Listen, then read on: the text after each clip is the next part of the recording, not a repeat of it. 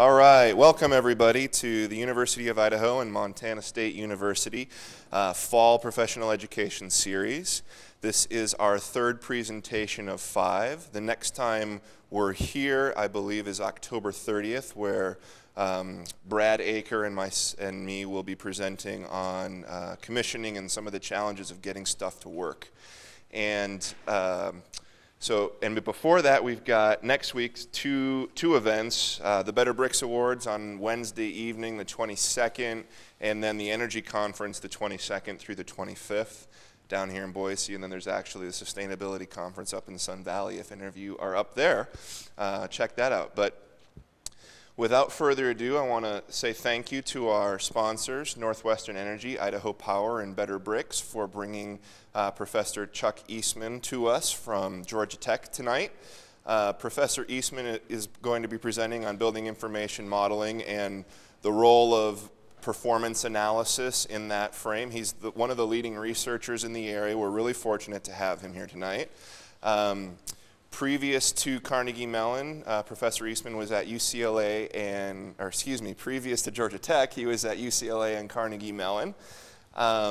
Background is all in architecture. His degrees are in architecture. His research focus has been in the realm of computer-aided design, engineering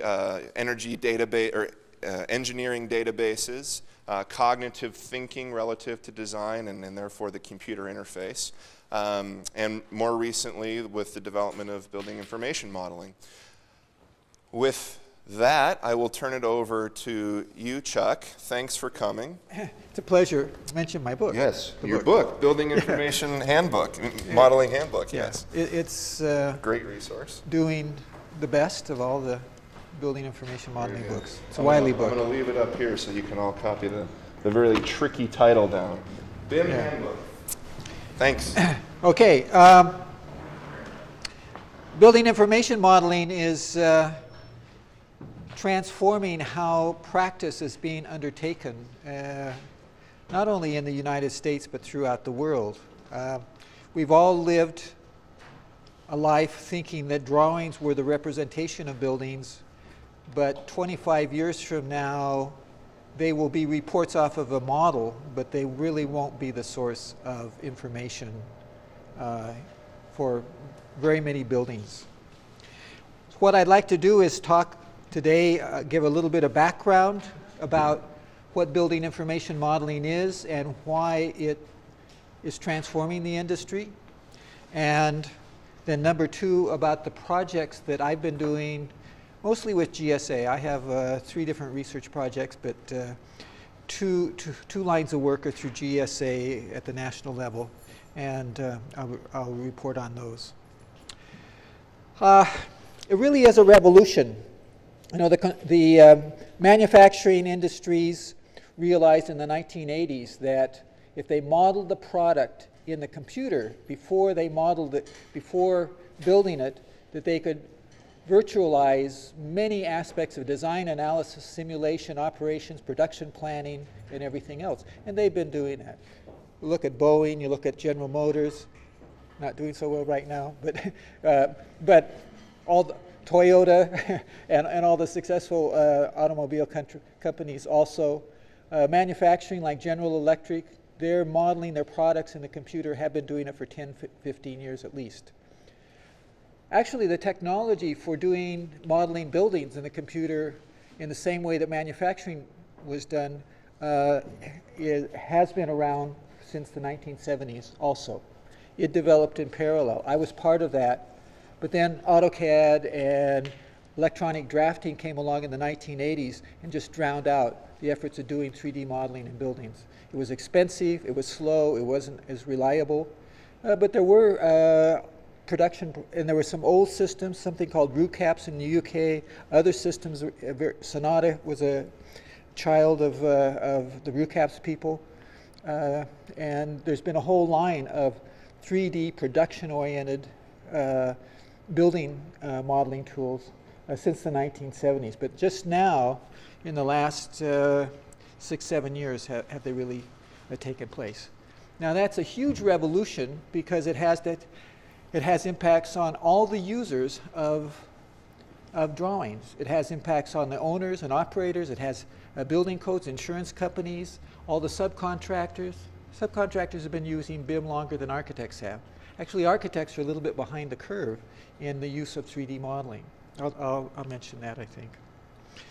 So what is the basic idea of building information modeling? If I build a model of the building, this is the Merck research labs in Boston in the center here, in the computer before I build it in reality, and then produce drawings off of that, I can guarantee a consistent set of drawings. I will challenge anybody with a $10 million building that I will find inconsistencies in those. The windows won't be consistently placed, some dimensions will be inconsistent. Why? Because it's all been managed by a person manually. And nobody can handle that amount of information without making errors. So there's a little bit of improvement there. How many people on a construction site, or how many owners and occupiers can read a set of construction drawings before it's built? Very few. You talk to construction management, and there's 2 or 3 people on a construction site that can read the drawings and they give instructions to everyone else. On the other hand, if I have a 3D model, everyone can really understand it. You can walk them through the building, walk them through the construction tasks in the morning, and they'll understand what they're supposed to be doing and what the intentions and contingencies are in other aspects like that.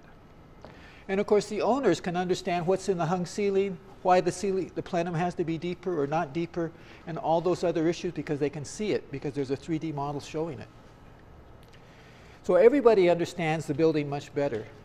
We have to understand that construction documents are arcane coded documents that few people will understand, and fewer will be able to produce in the future because they won't be needed.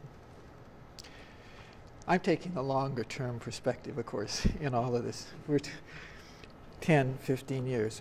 Clash detection already is saving large amounts of money in construction. Fabrication level models, if they're done in 3D, putting it together in the computer, having clash detection meetings, either virtual ones or physical meetings, and getting rid of all of those inconsistencies before building it in reality can save 15 or 20% of certain construction costs, particularly the MEP subcontracts. There's been documented cases of 15%, 20% savings on the MEP level. MEP's usually not even laid out in detail because they don't know where everyone else, because everybody's been doing it in 2D. They do single line, center line drawings, the ductwork, the running out of electrical chases, the fire control systems and all of that. So they take all their equipment, they go out to the construction site, they figure out where everybody else is, and then they route their stuff in place. Doing it in a lab, in a shop, prefabricating it, because they know where everybody else has laid their work out. They can produce it faster, there's less waste, there's fewer people on the construction site, therefore more safety. These are all benefits of thinking in a slightly different way. And this is being done. Over half the firms in the country say that they are using BIM, architectural firms. About 40% of the construction companies say they're using BIM. McGraw-Hill's got a new survey that's just coming out now that will have the current results for this year. It's fairly elaborate, dealing with architects, contractors, and fabricators. It'll be very interesting to see what the current status is. For us, certainly doing a design and performance analysis. I was talking with Kevin earlier today about validating, both validating analysis and running analyses more often so that you could run analysis for energy usage or sunlighting or cost estimation on a weekly basis or even more frequently to understand how your decisions are impacting those performance variables. That isn't the only aspects of design. I'm not saying that quantitative information is the only criteria, not at all. But instead of waiting till the end of the design or very far downstream and then checking these, we really could be doing them frequently and tracking how our decision making is affecting design and cost and performance. I'll talk a little bit more about what parametric modeling is. I haven't, and the basic technology. Building information modeling is really the parametric modeling that's been developed in manufacturing in the 1980s. A company called ProEngineer came online in 1987. ProEngineer is isn't the company name. That's the product name. The company's name was Parametric Technologies Corporation, PTC, and they're still a very large company. And now, certainly, CATIA, SolidWorks, Autodesk Inventor, IronCAD. There's a lot of parametric modeling systems out there in the manufacturing industries. Manufacturers, they don't have a line of product that they build custom CAD systems for. So they build a model of their product. The model of their product is to parameterize the geometry and the functionality of it according to the way they know the rules should be set. The difference between their models and the building information models is that we have a predefined set of objects in the BIM tools: walls, floor slabs, windows, doors, and other such. But they're defined by a set of rules developed by Revit software developers or Bentley software developers or ArchiCAD software developers that they think characterizes the behavior of the 3D models. When I say behavior of the 3D model, I mean as you update or modify something, those rules apply and automatically correct. Just like stretching walls, I can take a grid line, I can change the column layouts, I can change the length of the columns, I can update the connections. All of that will be done automatically in a structural BIM tool or architecturally in an architectural BIM tool. So that I and others worked in 3D modeling for a long time, but making changes was still complicated and laborious until the rule-based updates, which is what building information modeling is, was incorporated in the tool. So that's what's provided by Revit, Bentley Architecture, ArchiCAD, and so forth. So when I embed those rules into a product, I'm embedding the behavior of those, how I want those objects to behave. Whether, in this case, these are the connection details out of a tool called Tekla that will automatically do the connection detailing for steel fabrication or precast concrete fabrication. Other kinds of engineering knowledge or design knowledge. I'm doing some experimental work for a New York company. It's not one of those funded projects at this point in time to do high-rise building service cores. Stairways, elevator patterns, mechanical room, vertical duct space, so that they can design envelopes of buildings and we can plop down a service core that will correspond to the square footage and rental space requirements for the building.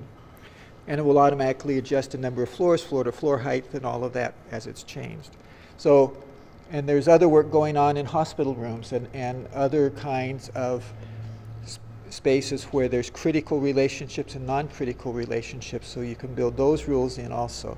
So embedding design knowledge is a fundamental capability of these BIM tools. And one of the things that we're trying to teach all students coming out of architecture schools is how to embed those rules as embedding design knowledge into the BIM tools. So embedding knowledge is a big aspect. And it's a way that companies will differentiate themselves. It will be ways in which firms will be able to take the one person who's an expert in some area and take that expertise possibly and be able to distribute it to the other users in the company. Of course, doing cost estimation out of bills of material and then automatic scheduling. There's a growing number of software packages that tie in with BIM tools that allow this to be done also, both at the architecture side and at on the fabricator and construction side. So the current uses of building information modeling is open-ended. I want to emphasize that. The previous set of applications are those that are really usable today. We're still working to make the interfaces for different kinds of analysis smooth and transparent. And all of these require the proper assignment of properties and attributes and proper kind of setting up of your building model so that these analyses can be done. So there's a kind of discipline. In architectural drawings, you can say, well, if it looks right, it's right. It can look right in a BIM model, and it won't necessarily be right because of the attributes, the structural relationships, the topological ways things are connected, and things that aren't quite so visible. And there's a big learning curve involved in that. I don't know if there's been much work in laser scanning here, but in other parts of the country, we're seeing retrofit projects where using laser scanning of point clouds, using Leica and other kinds of cloud point generators, and then coming in and converting those to BIM models for as-builts. There's a whole set of hard issues to resolve. I know Salt Lake City, there's a laser scanning company. I visited them a while back. I don't know if there's any in this area. For converting the cloud of points into a 3D model, that's still an interactive and largely manual task, but there is some work going on in automating that conversion, and that would greatly benefit the retrofit work. Design for fabrication. Certainly Gary Technologies and Norman Foster and other companies have been developing very unusual building forms and work a little bit at certainly making those producible, but managing them in a way that really makes them economical to fabricate and manage the fabrication process. There's still a gap. We have excellent tools for fabrication level modeling: ductwork, sheetwork, piping systems, steel fabrication, structural steel fabrication, precast concrete fabrication, using standard technologies. And then there's this other design for fabrication work going out in the innovative design area. And there's a kind of gap between those that we're still working at bringing together and providing a smooth transition.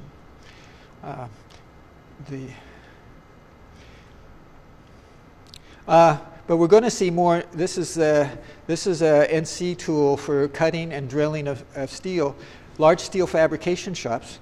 There's a big one in Omaha, Nebraska. P&W, what, I forget their. Yeah, right. I think this photograph was actually taken from their shop. There's a guy named Mark Holland who's the vice president for engineering there that is very active in the AISC and in automation. The steel industry, starting in the 1990s, had 3D modeling tools, really taken from the manufacturing parametric modeling technologies. So that for 10 years they've been building 3D models for structural steel to do the fabrication, cutting,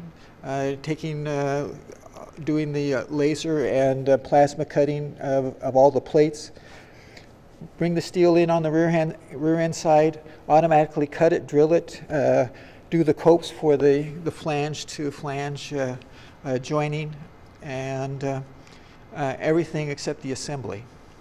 And sometimes they do some NC welding, but it's almost all bolted assemblies at this point in time.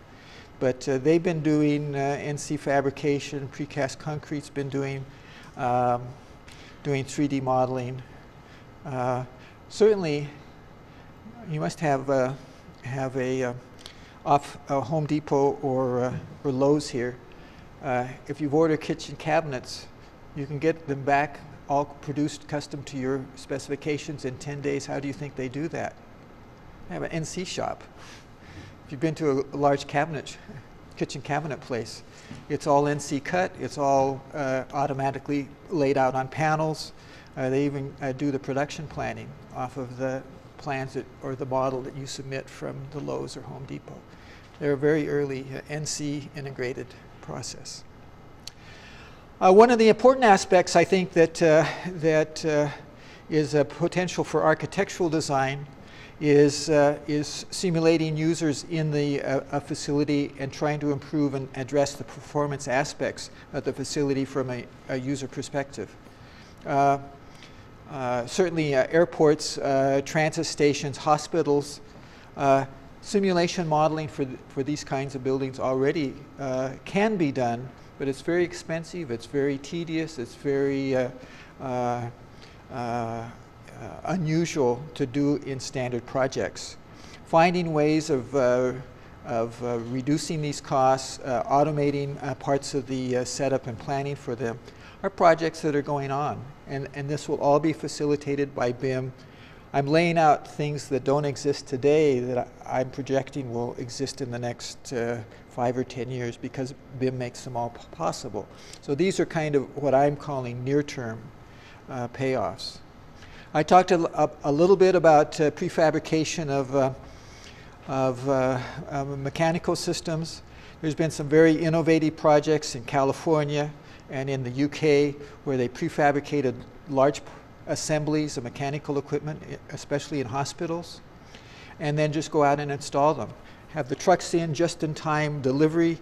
Don't set them on the site at all. Install them right into the building. Very, very fast, very, very error-free. An area where there's typical safety issues in construction and being done in a the site looks like a factory floor almost. There's nothing, there's equipment and things aren't stacked on the site. The International Code Council is following the lines of what Norway and Singapore have done. Singapore has online code checking for some sections of the code and has had it for a couple of years using building information modeling output as the basis. The International Code Council is it sounds international, it's mostly US. It's the master code for all the subsidiary codes in the country. And they have some demonstration projects online today. You can put in some, I think the electrical code, or at least some sections of it, and ADA circulation and accessibility checking are available in limited forms. And those, I think, will be distributed for automated use in the not distant future. And they're working on other sections of the code also. So these are parts of the breadth of issues that are possible that could never be practically thought of if the basis was electronic drawings. Because only people can read electronic drawings. There's still text, there's still lines, there's still not objects. The objects don't have attributes, they don't you can't do a piece count off of automatically off of a set of drawings. Somebody has to go in and count, figure out what is a unit to count. So all of these things are tremendously changed when we take this route. So some of the automatic checking. In this line, as you probably are aware, starting in 2007, GSA requires all projects to be BIM enabled to some level. It's a very minimal level. The minimal level is that there's I have some slides I'll show you a little bit later. They have a very general development process that's presented certainly to the architects and the local district offices that manage the projects throughout the country. And the requirement that all GSA projects have is that they have to be able to validate the spatial areas within the building so that they can be checked automatically. It's just at concept design level. So room layouts, doors, windows, kind of just a really 3D floor plan layout of the building. Has to be done in 3D in BIM so that this checking can be done. That's across. Now we're adding another one for courthouses that's it's still a voluntary aspect. And this is called Series 6. The spatial validation is called Series 2, and this is for circulation design and validation of courthouses. We started on this in 2007 because circulation layout in courthouses is a major issue. As you probably know, the GSA is the real estate agency for the federal government, and they manage and own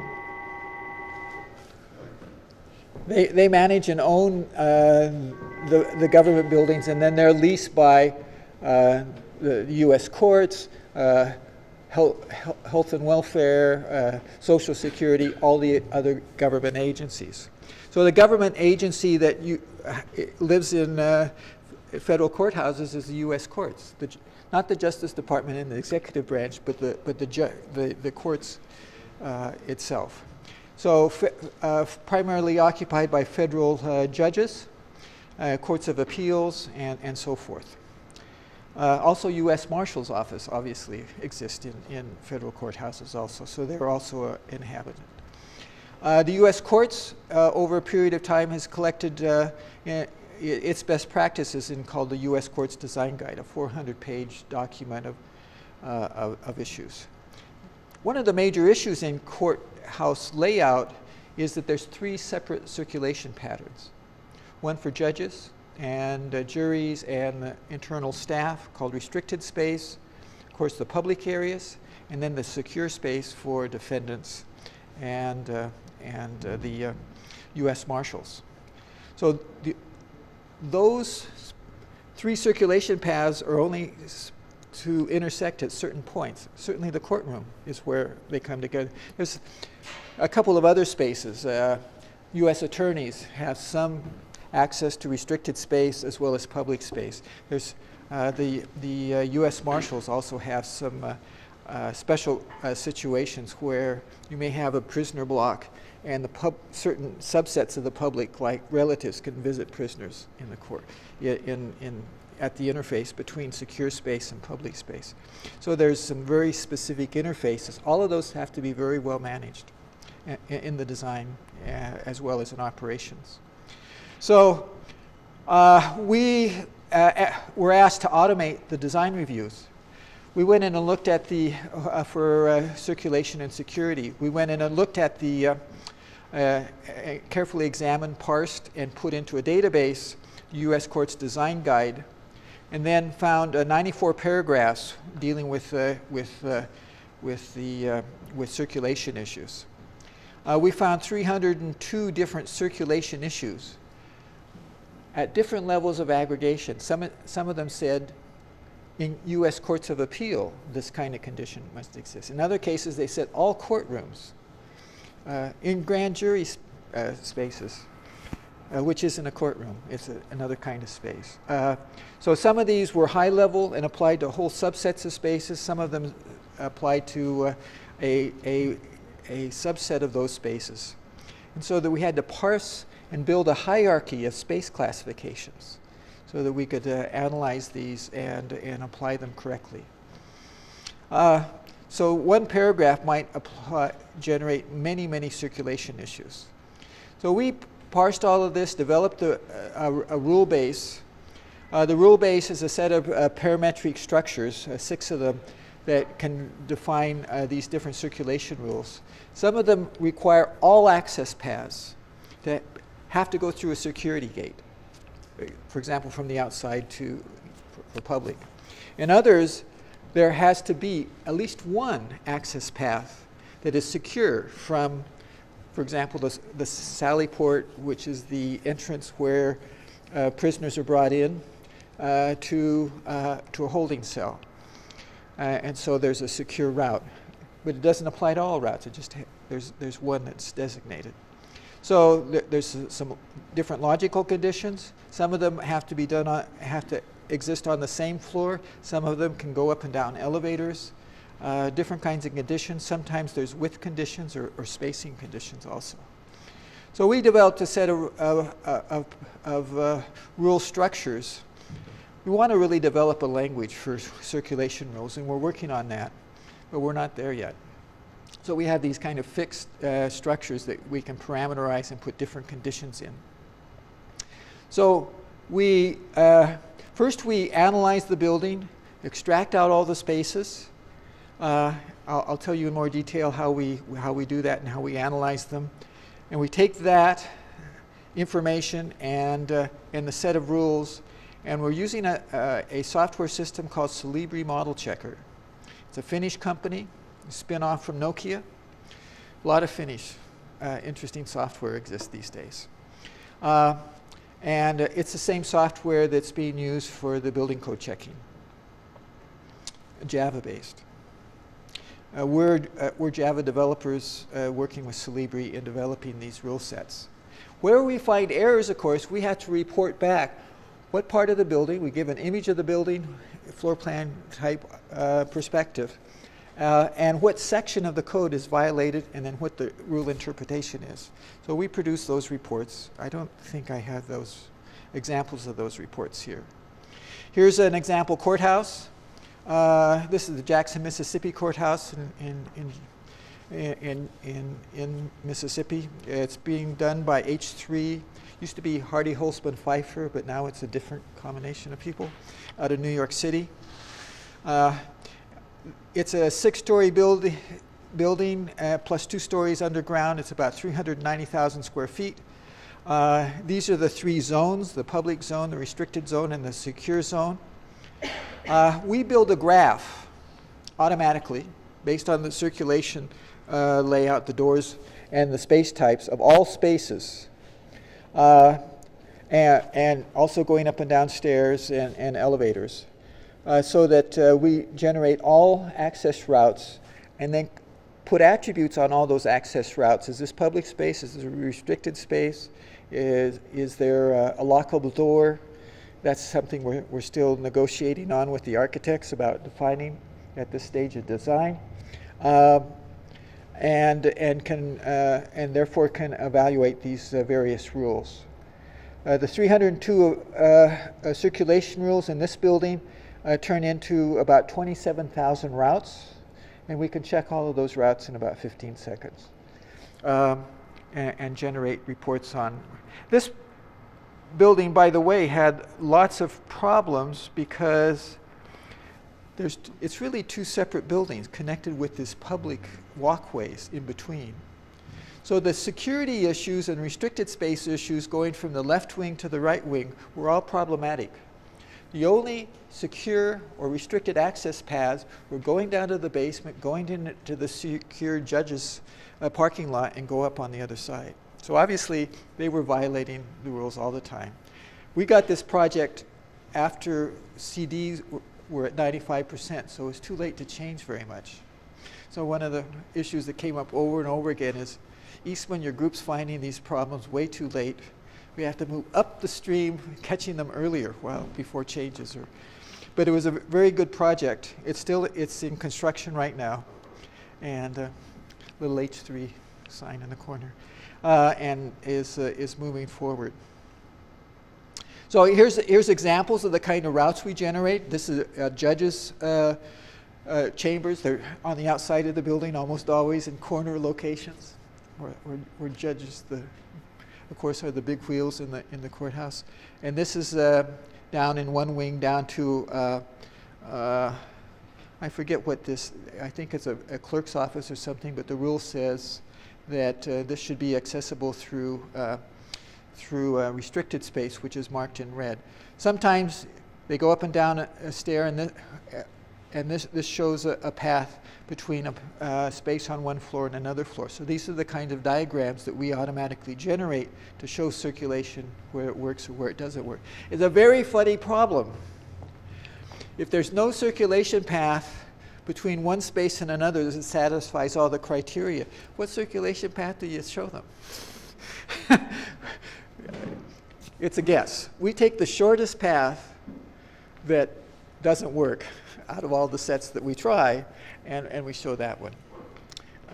It's a no-win answer, but we have to kind of guess what will give them a clue. Here's other examples. These deal with this path going across through the public space, which raises lots of problems. The ones in green are the public ones above ground. When they're in pink here, this means that this is down in the basement. So there were rules about audiovisual equipment and others. Audiovisual equipment sometimes is projecting, what do you call it, when you introduce artifacts or introduce information to the jury. Evidence, yeah, introducing evidence to the jury. So it's supposed to be through restricted space where the public couldn't grab it and run or something, I guess. We worked on a variety of projects: Cedar Rapids, Iowa, Jefferson City, Missouri, and these are those projects. We also have worked a little bit in Austin, Texas courthouse at this level. But after the end of the first year, we got this is a kind of paraphrase of lots of issues that we got. You're finding all these errors in courthouses after the final concept has been selected. The process is, the standard process is that after the architects are selected, they have to generate at least 3 concept alternatives. They select and they iterate on those some. And then one of those concepts is selected and is elaborated a little bit further. And these are where those checks were being done after one concept was selected, before they go into design development. So late concept design is just before design development takes place. Can you apply these checks at preliminary concept design, when the initial proposals are put forward by the AE, so that we can assess the different multiple candidates before we select one and fixate on it, so that they'll know the implications of these issues? And they were talking about circulation issues. Being someone who's interested in automation and improving the feedback, we came back and said, yes, we'd be happy to do that. We'd like to integrate that with not only with doing circulation analysis, but also integrating the spatial validation. And we know that you do energy analysis and cost estimation of these alternatives. We will do all of those. So we negotiated a little bit. This is the Public Building Service P100 design guide. And this is the process that they follow now. And it says 8.8, create 3 or more preliminary concepts, and then refine those concepts, and then validate the BIM measurements on those concepts with the design, and that's input into the final decision. This doesn't mean that the selection is done. Obviously, they're looking at the aesthetics, they're looking at the renderings of the building, how it fits with the context. There's a whole set of historical and social context issues in the design of courthouses. So this is just feeding in some of the quantitative information leading into those decisions. And obviously there's an occupant, there's the owners, there's judges who are another level of occupant with the U.S. courts. U.S. courts are paying the lease. U.S. courts complain a lot. They approve of a concept. When it gets developed, it comes in 20% over budget or 30% over budget, and it's usually congressional, so the only way that they can mandate what the cost is, so the only way they can deal with that is cut down on the space. So most of their projects come out with significant less space than was originally planned. So we agreed to take on the preliminary concept design review. Preliminary concept design review really consists of a series of 3D departmental layout spaces, kind of 3D bubble diagrams, on slabs showing floor-to-floor heights, and an exterior building envelope. Out of this comes a general scoping of the costs and a general energy analysis, as well as a spatial validation against the program. The U.S. courts has a very strict program specification for how many square feet for a courtroom, ceiling heights, lighting levels, environmental controls. They all of this is spelled out in much detail. We're only dealing with little aspects of it. So basically what we've set out to do and have about 2/3 implemented is taking models from different BIM 3D modeling tools, exporting that into something called IFC, Industry Foundation Class. Industry Foundation Class is a partial ISO standard, partial because it's partway through the process, hasn't been 100%, as a public exchange standard for building information. It's trying to deal with the whole extent of building information. So it's very broad. It deals with HVAC equipment. It deals with performance measurement data exchange. It deals with building geometry data exchange, some financial data exchange. It's a very big database schema kind of structure. But we've defined a very simple structure for this both preliminary and late concept design, so that in fact, one of the things that we discovered kind of the hard way after starting reviewing projects is the preliminary concept design is only supposed to have departmental level layouts. But architects, when they know they have enough square footage, but they don't know if the actual geometry of the layout allows for a good arrangement for example, a judge's chamber and his clerks and access into the judge's chamber and the conference room. So they'll lay those spaces out in detail even at this early concept design. So we were getting building to evaluate the combination of departmental layouts and detailed layouts. Some of them had walls, some of them just had space boundaries to space boundary. So we found all kinds of variation. At first we converted these, me and my students, so that they all had the same structure, so we could analyze them. But we have to go, so we've gone in and are modifying our analysis tools so that we can handle all this variation between early concept design or preliminary concept design and then incremental filling in to late concept, because we're getting all kinds of and we're trying to really support how, as best we can, how architects want to build these models in a free and easy way, but it's a give and take. If you have a room that says M on it, if you look around and find there's a W room about the same size, not very far away, you can figure out it's men and women. If there's one M all by itself, it's probably a mechanical room. Having computers figure this out is non-trivial. So we have a very well-defined space vocabulary, and one of the things that I think we're going to see as a result of our work and other people's work is when you, CSI, the Construction Specification Institute, is trying to develop a well-defined naming system for building types and then spaces within building types. So that at some point in the future, you'll be able to say, I'm doing a courthouse or I'm doing a hospital, and you'll get the room types to lay those out instead of making up your own abbreviations for it. So that it can be checked by code, it can be checked for energy usage, so it'll know how to automatically generate the load generation for those kinds of spaces and other things. All of those issues come into play here. So IFC is in the middle. We're taking that one IFC model and we're doing the space validation, the circulation studies that I reported before, a preliminary energy analysis. We're using Energy Plus with a lot of defaulted data, and a preliminary cost estimation. The cost estimation is coming through a system called PACES. We're just finishing the negotiations with them because GSA is paying for it. It's out of Boulder, Colorado. They do a lot of cost estimation for congressional authorization of buildings and for both DOD and Veterans Administration and other branches of government. So a typical early concept design might be something like this. This is idealized at the departmental level layouts.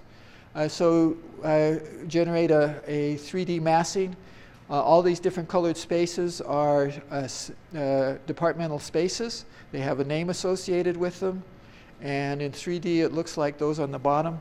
This is an easy kind of model to check. Here's another example that actually was one of the early examples we got on Jefferson City, Missouri. Again, a series of 3D spaces. Here it doesn't show the slabs in between.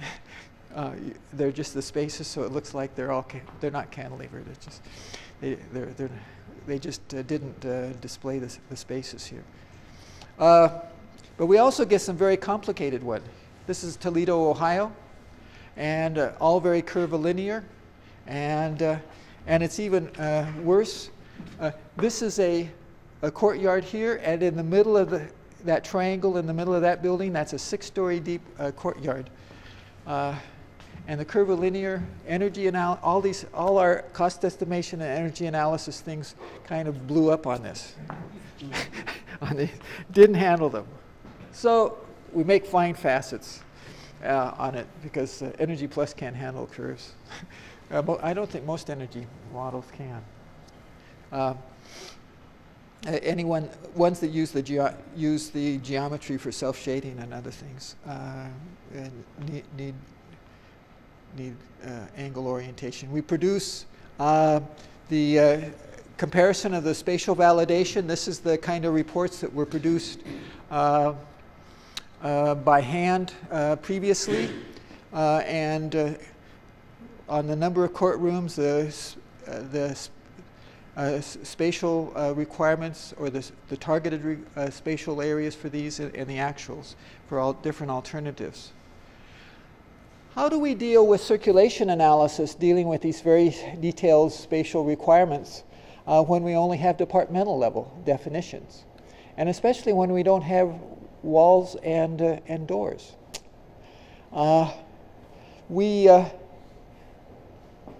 struggled with this when we got the request to do it. And what we can do is identify all the spaces that are contiguous that have the same security level. So we can take all the blue spaces that are contiguous and group them into a set of spaces that are at least can be accessible if they're detailed in the right way. Similarly, all the public spaces that are interconnected to each other, that they have an adjacent wall, even though we don't know where the doors are going to go, but they can be detailed to be accessible. If there's an accessibility requirement between one space and another, and they're not in the same set, and you have to go out into a public space or through a secure space, well then that's obviously violated. So we can tell about, out of those 302, about 143 of the circulation requirements we can check at this stage. The other thing that turned out to be a really attractive, so we generate, so each of the bubbles on the right is a set of spaces. And the dotted lines are vertical circulation between those. And we have an automatic implementation that reads the floor plan, that generates the sets. It doesn't do this diagram. This is for us to conceptually understand. And can run these circulation checks. And we're writing a program that takes the detailed definitions of all these circulation rules and automatically generates the high-level rules. But this is a very good way of understanding at a more conceptual level why certain kinds of circulation rules don't work. And actually it gives a high level. There's no, there's a break in your restricted space, and that there needs to be a joining of these two zones of spaces. So it's a much more aggregate set of criteria and works very well. And so we're planning to run this even at the later stage to give high-level overviews of why things work or don't work. Energy analysis. At this stage of design, every courthouse is a VAV system. That's what they all say at the preliminary concept design. What we're really interested in is building orientation, issues of atria, courtyards, the footprint of the building, how it's oriented. Those kinds of decisions that are made at this early stage of design that set up parameters for detailing out the building. So Energy Plus gives us all kinds of feedback. What we're really interested in is this is one of the alternatives. We're currently in a process of calibrating different ways of zoning the building to get the external load distinctions.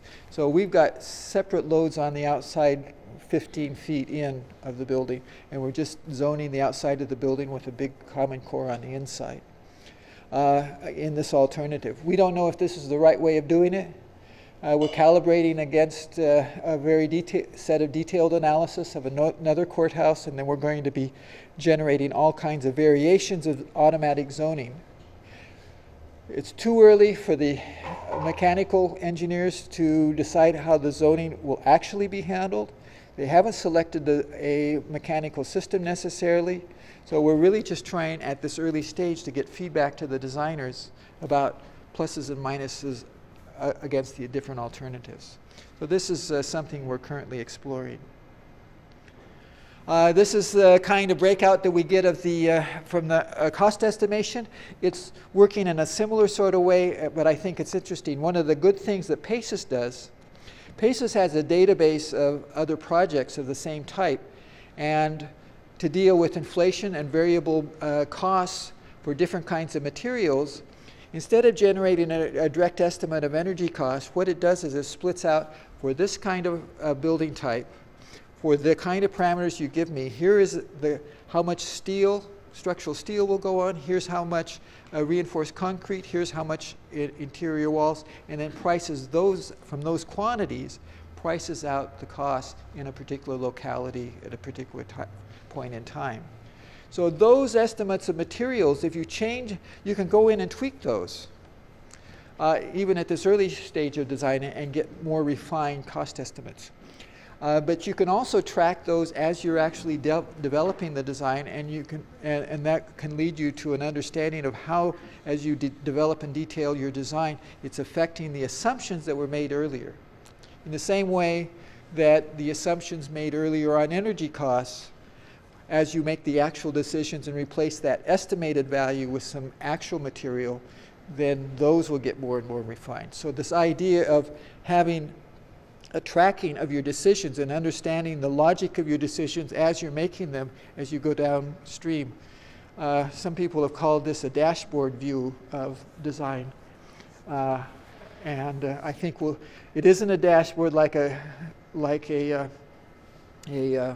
speedometer, but it will give you some feedback on your decisions, maybe on a weekly basis. So the current status of these are that the spatial validation is operational. It was running before. We just had to tune it and adjust it. We've generated some better reporting structures. The circulation and security, the only bugs that we're having is in the reporting structure, getting good graphical visualization. That's running pretty well. We can do energy analysis on some courthouses, but some of them still blow up for our automatic zone generation, and we haven't really calibrated the zoning in the way that we want to. And the cost estimation, it's a very simple interface given all the other things that we've done, but we just are in the process of signing the contract jointly between GSA and this company called EarthTech in Boulder, Colorado. So these will be done this year. We're planning to distribute, the original goal was to distribute all of these to GSA district offices. You know, I think there's 8 districts around the country that manage all the construction in each of the different portions of the country. I know that Atlanta in the southeast is District 4. I don't know what district Boise's in. Does anybody know? 3 is around Chicago, Toledo, Ohio, but I don't know further west here. They're the ones that do the preliminary reviews in the district offices, but I just got word last week that we're going to have to change this, that they don't, now that GSA has at least agreed on the funding for the cost estimate, they don't want the district offices to have control of the cost estimation. They only want it in the central Washington, D.C. office. So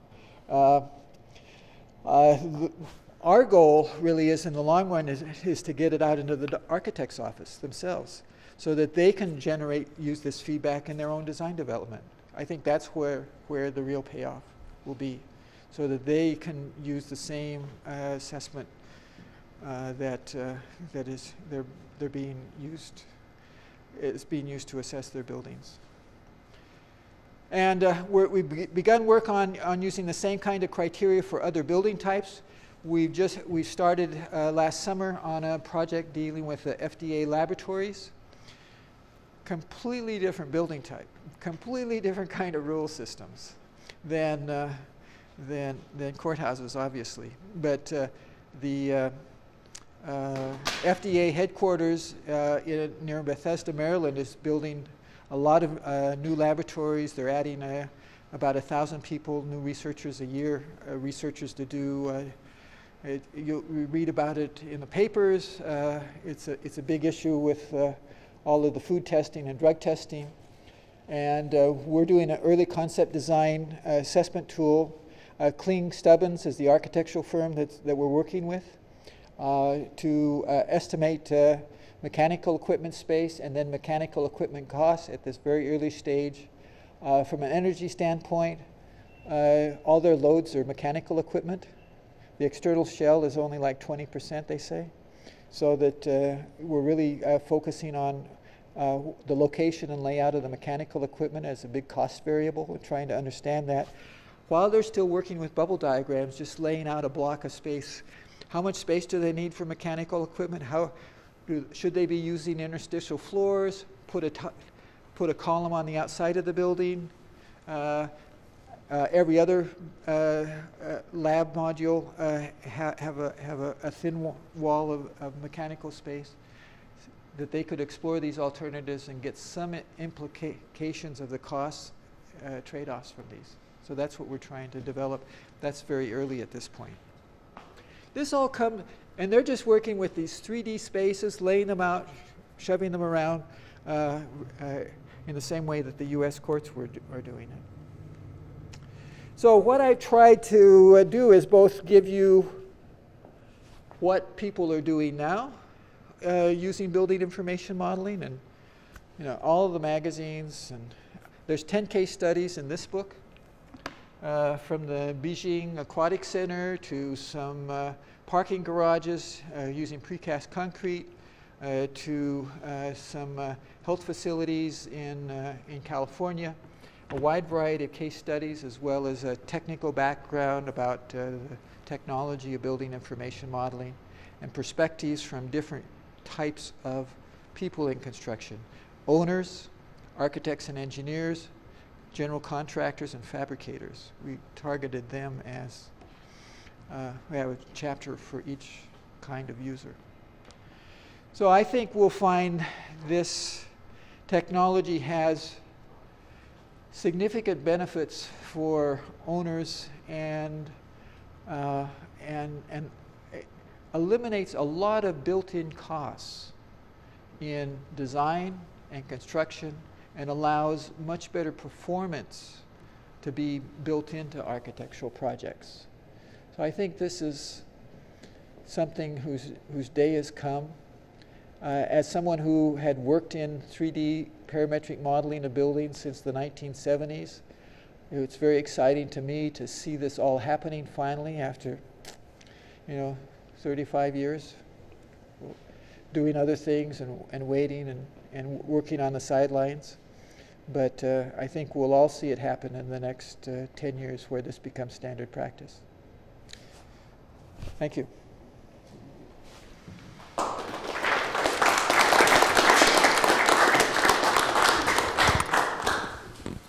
Questions? I know we must have questions for Professor Eastman. Chuck, in the very complicated spatial use building that you showed some there, such as Max Gogin's Wang Center at Wellesley College,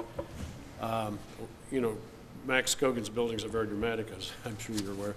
The interior, I found, the circulation is fairly complicated, and you have to go through the building 2 or 3 times in order to find your way around. Do you know if building information modeling was used on that, or if so, in a single non-replicated building, would that be applicable? Well, all of these are certainly non-replicated buildings, though the building type is replicated. And one of the things that's sort of unique about the courthouses is that they do have this guideline book that is big and reasonably thorough. A one-off building may not have that kind of built-in reference knowledge to rely against. Of course, Max Scoggins' offices are in Atlanta. Yes. We're getting with them well, getting along, and we're having some meetings next week on some Yale building projects that he's doing there. So, but the answer, I know, he's just starting to use Revit. We did the Austin Courthouse that he's the architect for, but we did that because someone in Washington, D.C. built the 3D BIM model, and we were able to get that model. His office didn't produce it. So he's just getting started on this. He's doing through the Yale project is a masonry building with brick, and we have some very nice parametric models for doing 3D free-form brick walls with automatic engineering showing where reinforcing is required, where reinforcing isn't required, where you have to put ties in to deal with the curvature and other things as a kind of design for fabrication, and he's very anxious to use it. And we'll have to see this is done using something called generative components as a software package, and how to integrate it with Revit I don't know how to do yet. Do you think that will ultimately change the direction in which Max Scoggin goes with his design? Don't know. You don't know. I don't know. I hope so. Yeah. What we're trying to do is facilitate what he wants to do. I don't think we're trying to pull him in another direction.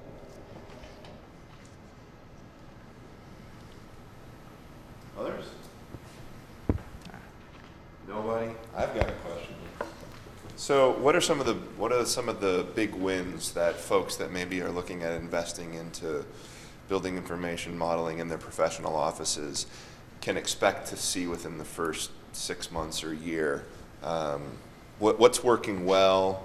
What's maybe a little bit further on the horizon? I know you kind of touched on that as you went through, but specifically for folks investing in the near future here. You know, it is a huge learning curve. Our education, which I'm very much involved in, really is a paper-based notion of designing with conceptual sketches and then adding detail. We can add detail with these BIM tools in amazing ways long before it's appropriate. I can detail out wall sections, I can do all kinds of things, and students have to be told, no, you know, don't do it. So you really have to think. Well, it really facilitates that detailing of building because there's a lot of detailing functionality built in. But you don't. So it's learning how to manage all the information, and it's managing how you want to track the development. And I think we have very good development practices, but how to adapt it to the tool is a challenge. The other part is, a lot of this is really served and benefited by libraries. Even in AutoCAD, you got suites catalog libraries and lots of other things that you, at later stages of design, you download. I've given talks to the product manufacturers, Building Product Manufacturers Association, and I was out at something called Glass Build for the curtain wall fabricators a week and a half ago. And all of these people are trying to figure out, how do I build my product information so I can load it into these BIM tools? And for static fixed objects, you know, toilets and sinks and things like that, it's easy. If they're parametric, like a curtain wall, or some of these Haworth ceilings that have all kinds of edging and things around them, those are complicated, and they have to build it today. They have to build a Revit model, they have to build a Bentley model, they have to build an ArchiCAD model, one that works with the rule sets in each of these different software. So building up the libraries, training people, I think that's really the big issue. The first payoffs is a consistent set of drawings. You'll find that it's easier once you've learned how to do it, that it's easier and faster because you can make a change once and it propagates to all of the drawings automatically. I mean, think of that. That's a huge, huge win by itself. And then walking through with the client. None of these really provide highly rendered images. You still have to go to a rendering system package to do that. But you can walk them through these cruder models. They understand that they're sketch models, and people can understand the aspects and details of the design that they couldn't before. I think another issue that people have to understand and develop a strategy for is how much to model in 3D and when do you go back and just cut a section and detail it in 2D. All the tools provide that option. You know, some people just do the structural system and then go to 2D for everything else. Well, you don't have any mechanical equipment then or other things. So understanding that. One of the good things, as you saw in my examples, we have never had an explicit model of spaces.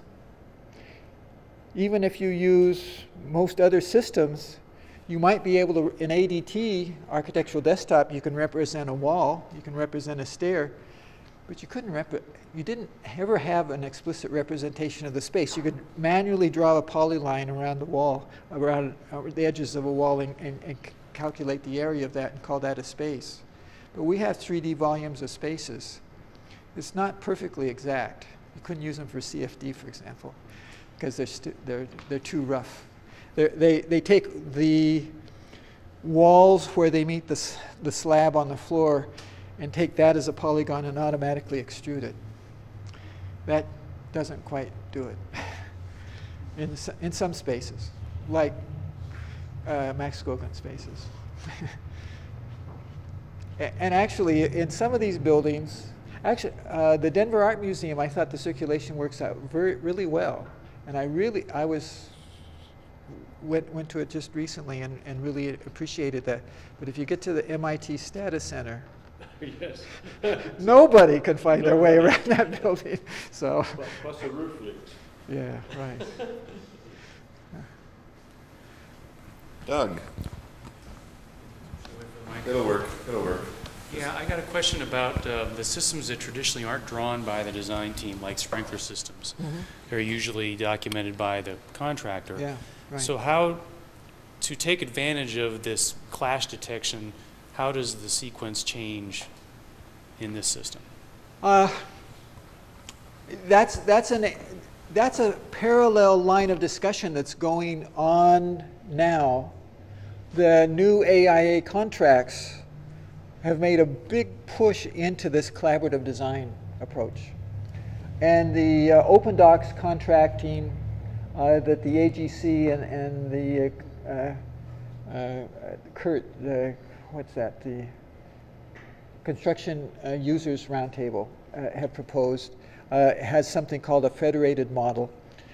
Whether the architects do all that clash detection or the contractors do is kind of an open question right now. Because usually if you got a collaborative project or design build project where the subcontractors are already part of the team, they can be doing that layout while you're finishing your construction documents. But in a design bid build, that all comes downstream from you. So, and who's really making the biggest play right now, and I think they're trying to take over the model building and model management business, are contractors. You know, so I'm on the AIA TAP committee that is in charge of the BIM awards for the AIA, and in, who was it? It was 2005, we gave it to the Denver Art Museum, but we gave it to Mortenson Construction, because Morton Construction really managed the whole BIM implementation of that for Liebskin, which it was to state a truth, and certainly the building deserved it, but it also had, you know, all these kind of political implications. But anyway, the larger story is contractors are going ahead with BIM in a very large way at the fabrication level.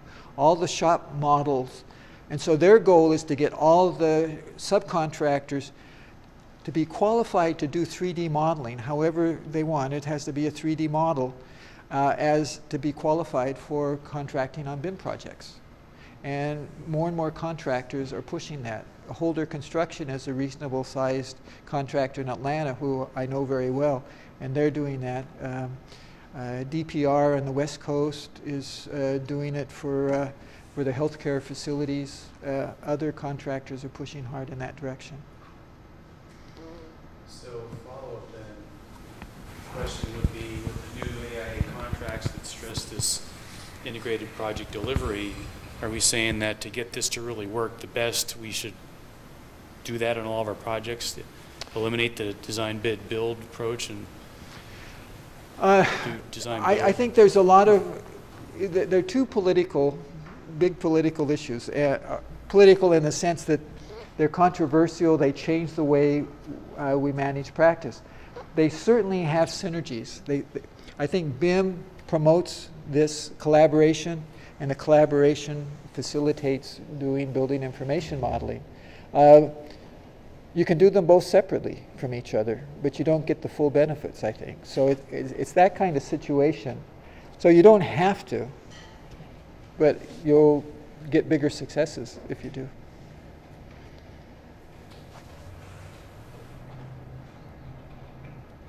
Any other questions?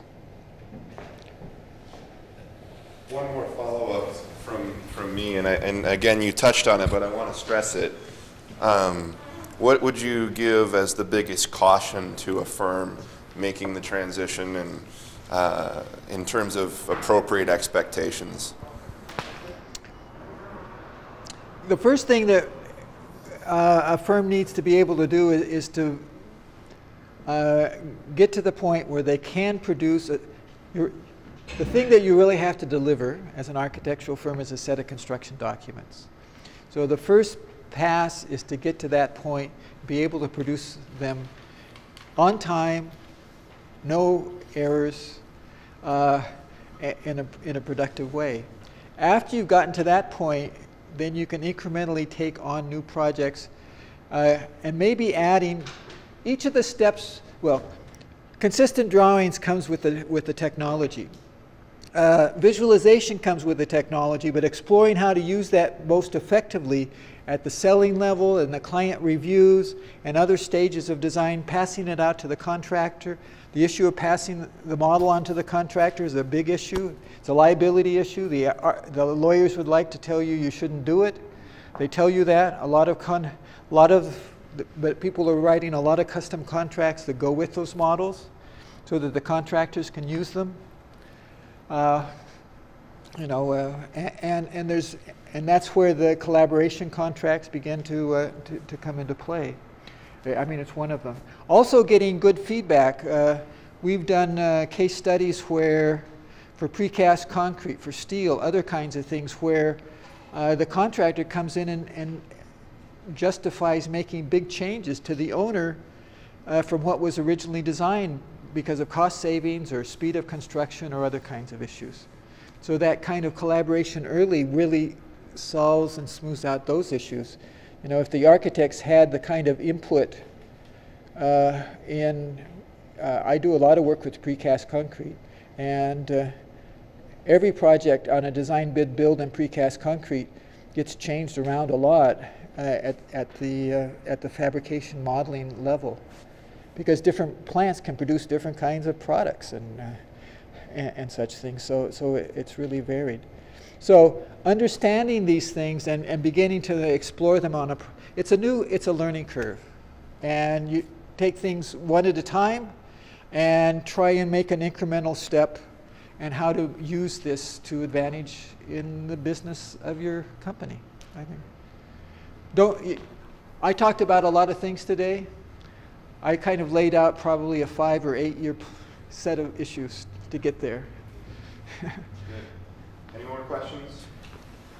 All right. Well, thank you, Professor Eastman, for coming out. Let's give him a round of applause.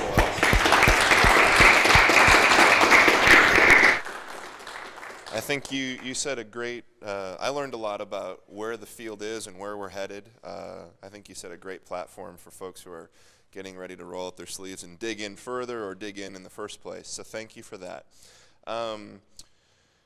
Really quickly, just a reminder, sign in if you haven't. That helps us keep these events coming. Put your name and your AIA number or your professional engineering number if you need that, and we can help you with CEUs, and if you don't, just get your name on the list. Next time we're here is October 30th, back to our regular Thursday night, talking about commissioning. Some local buildings that we've been deeply involved with here at the lab, and some of the successes and challenges that have come from those projects. And then next week we've got Ed Mazaria coming to town to the Energy Conference, Tuesday night at the Better Bricks Awards, and Wednesday again at the Energy Conference as a keynote. If you haven't registered and you want to attend, associationofidahocities.org. IdahoCities.org, thank you. And with that, we'll close. Thanks to Idaho Power, Better Bricks, and Northwestern Energy, and for all of you coming. Cheers.